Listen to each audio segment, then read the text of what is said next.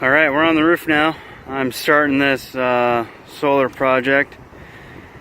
That's about the length of my first run.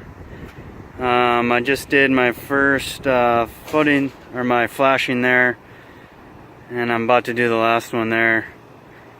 And yeah, my shingles are not exactly in a straight line, so it's a little difficult. You can't go by the shingles, but I did a whole bunch of measurements. I snapped a chalk line. I don't know if you can see it. It's really faint. I think I'm just going to tie a string up to the two ends anyways. It'd be a better visual reference. But there's the start. There's all my rest of the flashing down there. And I'm going to keep hammering on. Alright, I'm back.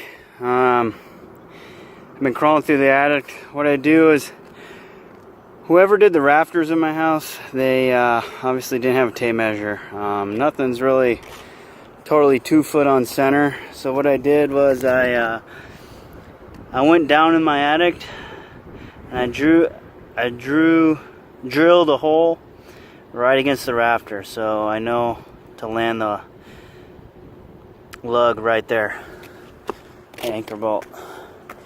And so I didn't have to do multiple trips. I just used the same drill bit, but used coat hanger wire. That way I know exactly where it is. I know it's more holes in your roof, but this way I know that the lag bolt hit the rafter every time. Plus the flashing's gonna cover that. And let me grab flashing real quick to show you.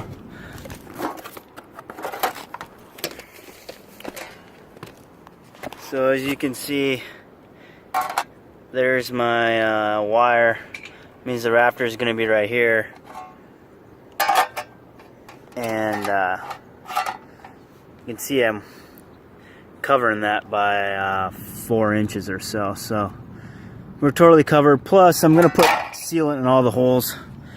I'm using Henry's wet patch. So yeah, seals great. And then periodically I'll tighten them up just to make sure I'm still straight and everything.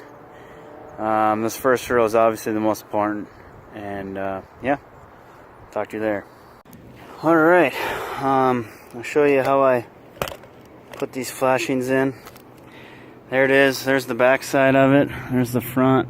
So I already got my Henry's on. Let me focus here. I drilled 2 holes, one for a pilot hole and then one the actual where the lug's gonna go.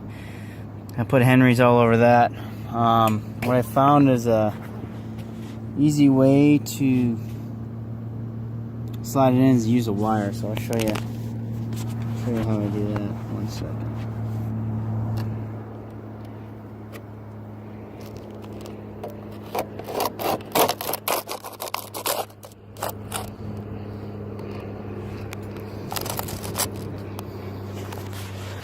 Sorry, I'm doing this one-handed here. So then I take that same wire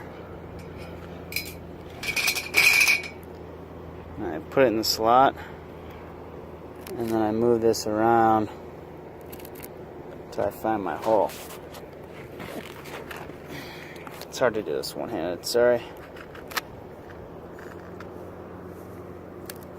So it should be right here. Hold on 1 second.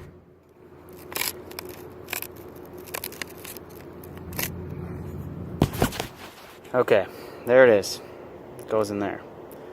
So then I just kind of line it up, and then I go grab my lug, put my lug in there, call it a day. She's done.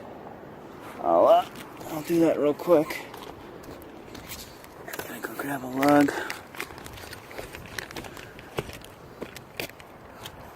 Grab my drill.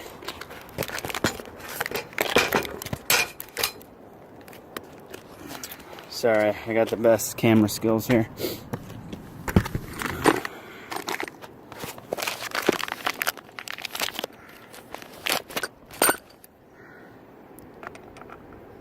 Okay. I always always like to start the lug by hand, just to make sure I got it. Yep. Now let's hammer it home.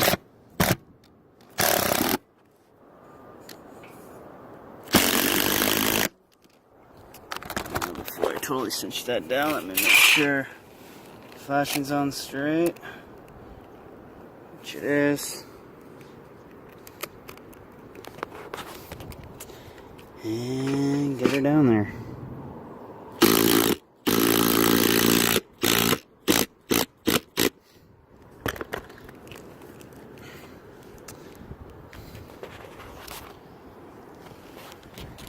And then, final piece, one of these guys.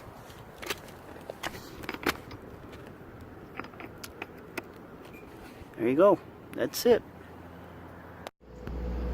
Alright, I'm on my final one here.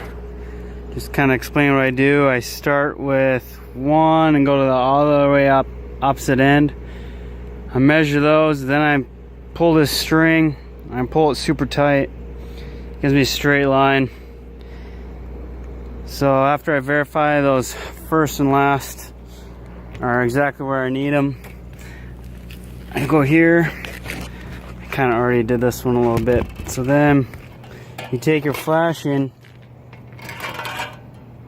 you measure where your rafter is, and you just go till it just touches. Then you unscrew it and you drill your pilot hole right there and remove it. That's what that is. And then yeah, you're ready to put the flashing on. I got one there already. We do it on camera, but it's hard to do it with one hand. So yeah, that's how I get them all in a straight line and exactly where I need it. Also, to get to know exactly where the rafter is, I drill an 1/8 inch, use an 1/8 inch bit right next to the rafter. That way you only have one hole. You're not, you're not poking, and then hit. It's just one hole. Flashing's gonna cover it anyways, and then you just measure over 7/8 of an inch, and boom, there's your rafter. You get it every time. Alrighty, have a nice day. One last thing, you always want to, when you're going in the row, take your anchors, the little, whatever these guys are called, take them off, kind of like what I did there.